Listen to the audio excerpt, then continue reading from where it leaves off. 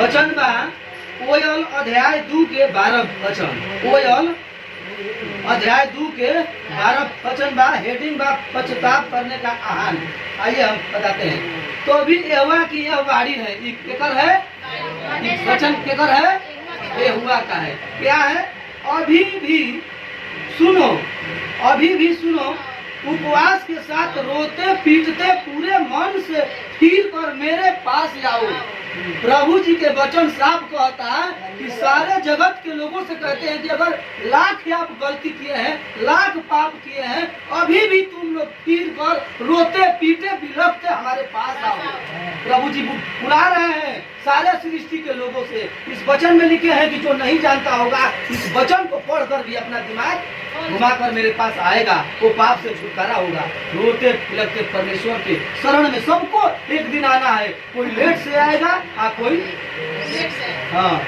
और ये आ गया, अपने वस्त्र नहीं अपने मन ही को फाड़ कर अपने परमेश्वर यहोवा की ओर फिरो, क्योंकि वह अंगुकारी और दयालु और विलम्ब से क्रोध करने वाला और करुण निधीन और दुख देकर और पछताने हारन है।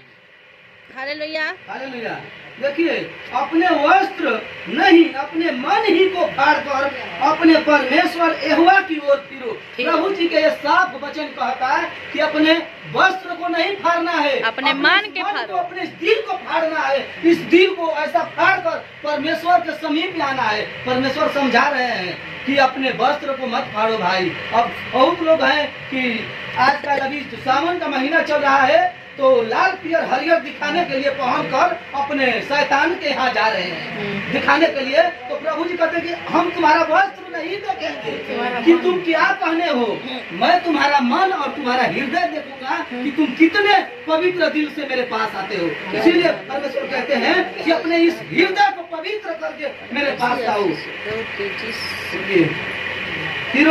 क्योंकि वह अनुग्रहकारी दयालु विलम्ब से क्रोध करने वाला करुणा निधान और दुख देकर पछताने हारा है। हालेलुया। प्रभु यीशु मसीह के लोग, बहुत से लोग जानकर पाप कर रहे हैं, इनसे पूछता कर रहे हैं कि अरे प्रभु यीशु मसीह क्या है। प्रभु यीशु मसीह ऐसा है कि जो विलम्ब करके उनको दंड देने वाले हैं। लोग बोलते हैं अरे प्रभु यीशु मसीह को छोड़ता नहीं तो हम क्या होई, तो उसे प्रभु यीशु मसीह दंड दिया, थोड़ा विलम्ब करके दिया। प्रभु यीशु मसीह के यह दंड बाकी तुरंत तो के दंड ना दिया। प्रभु यीशु मसीह के वचन कहता है कि दयालु विलम्ब से क्रोध करने वाला है, यानी विलम्ब से क्रोध करेगा, तुमको दंड देगा। आज चाहे काल देवे, चाहे साल भर के बाद मिले, आपको दंड मिलेगा पाप का। आपको कभी न्याय करने वाला कोई नहीं है ईश्वर को छोड़कर। प्रभु यीशु मसीह को आगे पढ़िए। सिंहासन में नरसिंगिया के फूको और उपवास के दिन ठहराओ और महासभा का प्रचार करो। अब देखिए 15 में है, इधर सुनिए, सियोन में नरसिंगा फूको। इधर सुनिए, सिहोन में नरसिंगा फूको, उपवास का दिन ठहराओ, महासभा का प्रचार करो। यहाँ कौन सी सभा है? महासभा, परमेश्वर का है। यहाँ पर कौन सा प्रचार हो रहा है? परमेश्वर का। परमेश्वर का। वही प्रभु यीशु मसीह कह रहे हैं कि अपने नरसिंगा फूको। गाना बजान के साथ यहाँ पर हम लोग ढोलक बजाते हैं, झाल बजाते हैं, उसी को परमेश्वर कहते हैं कि नरसिंगा फूको और उपवास के दिन ठहराओ। बहुत से लोग उपवास करके आते हैं चर्च में, बहुत से लोग नहीं करते हैं, वो अपनी अपनी मर्जी है। मगर परमेश्वर कहते हैं कि उपवास का दिन भी किसी दिन ठहराओ, संडे को ठहराओ, चाहे शुक्रवार को, कभी भी ठहराओ, मेरे नाम से उपवास का दिन कोई ठहराओ। हर व्यक्ति को उपवास करना जरूरी है, क्योंकि वचन में लिखा है कि एक न एक दिन हमारे नाम पर उपवास का दिन ठहराओ, कि आज ये दिन प्रभु आपके लिए मैं उपवास ठहराता हूँ।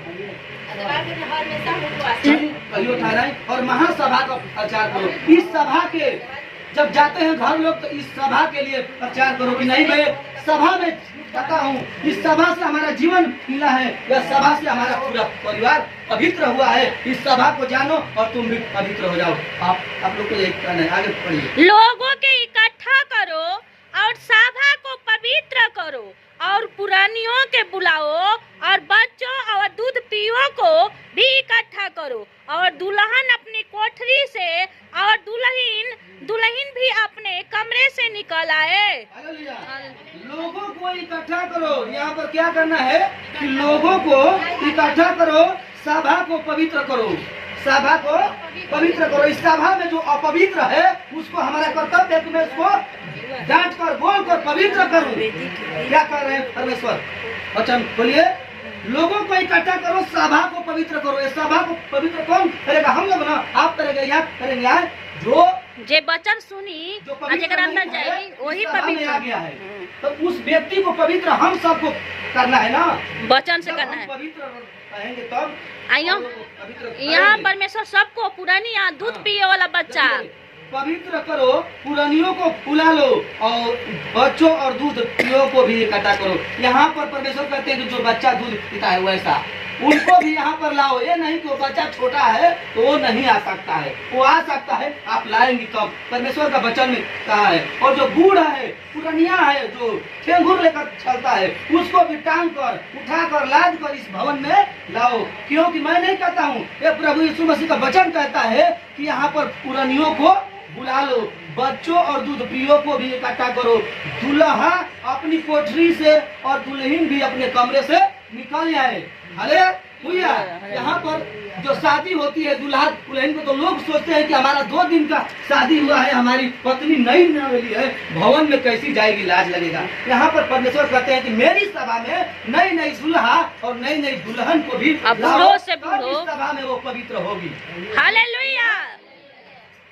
याजक जो यहोवा के टहलुआ है, वो आंगन और वेदी के बीच में रो रो कर कहे, हे यहोवा, अपनी प्रजा पर तरस खाओ और अपने निज भाग के नाम धराई न होने दे, न जाति जाति उसकी उपमान दे पाए। जाति जाति के लोगों आपस में क्या कहने पाए, उनका परमेश्वर कहाँ रहा?